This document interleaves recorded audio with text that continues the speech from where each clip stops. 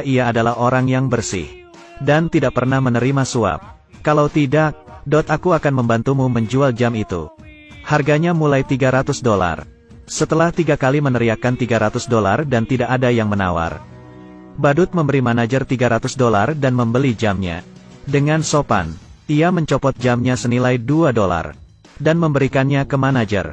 Badut melanjutkan pemilihan. Si pirang memarahi Badut.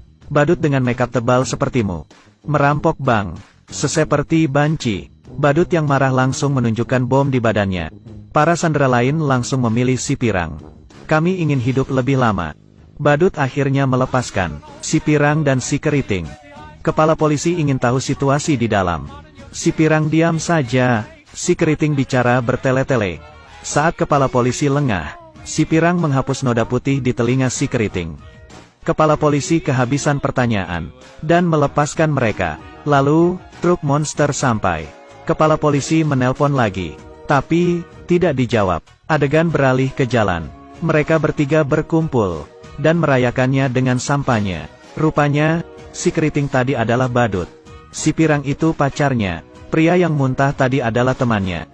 Mereka berdua masuk ke bank dulu dan menyamar sebagai nasabah. Mereka bertiga berpura-pura jadi sandera untuk keluar.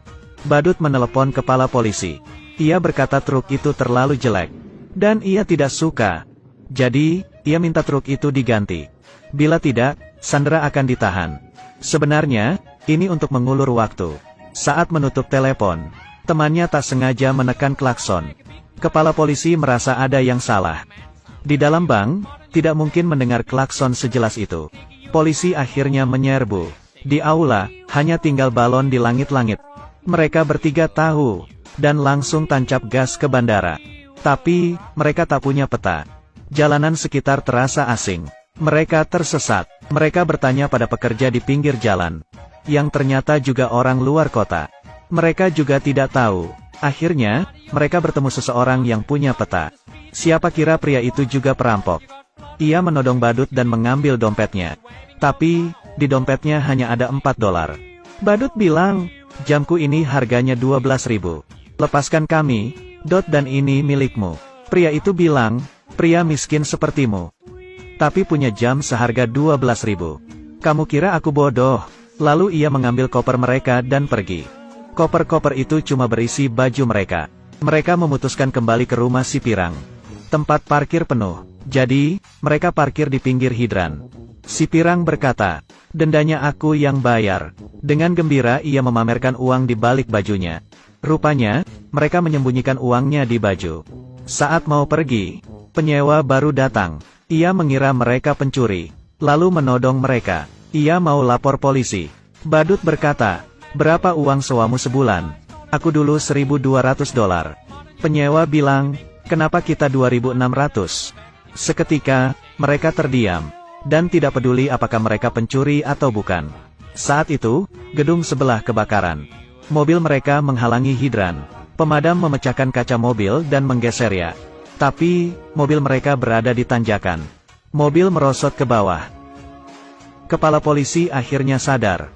3 sandera yang keluar tadi adalah perampoknya.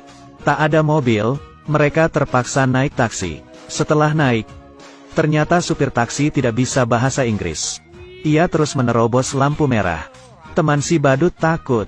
Kalau begini terus, mereka bisa sampai ke surga. Ia membuka pintu mobil dan melompat keluar. Tapi, ia oleng, dan tidak bisa berhenti. Lalu menabrak kios koran. Ia pun pingsan. Orang-orang hanya menontonnya. Pemilik toko di dekatnya langsung lapor polisi. Badut dan si pirang takut polisi datang, dan langsung membawanya pergi.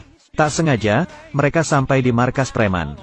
Para preman mengacungkan pistol, dan menanyai mereka. Badut yang cerdas berpikir, bila ia berkata salah masuk, mungkin mereka akan dibunuh. Kami menagih hutang.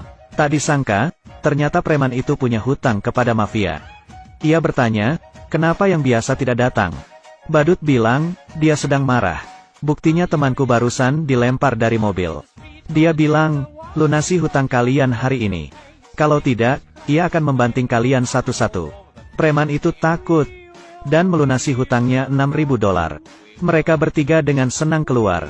Saat menunggu bus ke bandara, supir bus sangat kolot. Bayar bus harus pakai koin. Tidak boleh pakai uang besar. Badut akhirnya ke toko untuk menukar uang. Toko sudah dipenuhi polisi. Penagih hutang mafia yang sebenarnya sampai. Preman bilang uangnya sudah diambil. Preman itu dipukuli. Saat itu, preman melihat badut yang keluar dari toko. Badut langsung lari ke bus. Penagih hutang mengejarnya. Polisi yang melihat penagih hutang lari, mengira ia adalah buron, dan langsung menangkapnya. Mereka tak menyangka 3 buron itu di dalam bus. Akhirnya, mereka tiba di bandara. Di dalam pesawat, kepala polisi sudah di sana dengan pistolnya.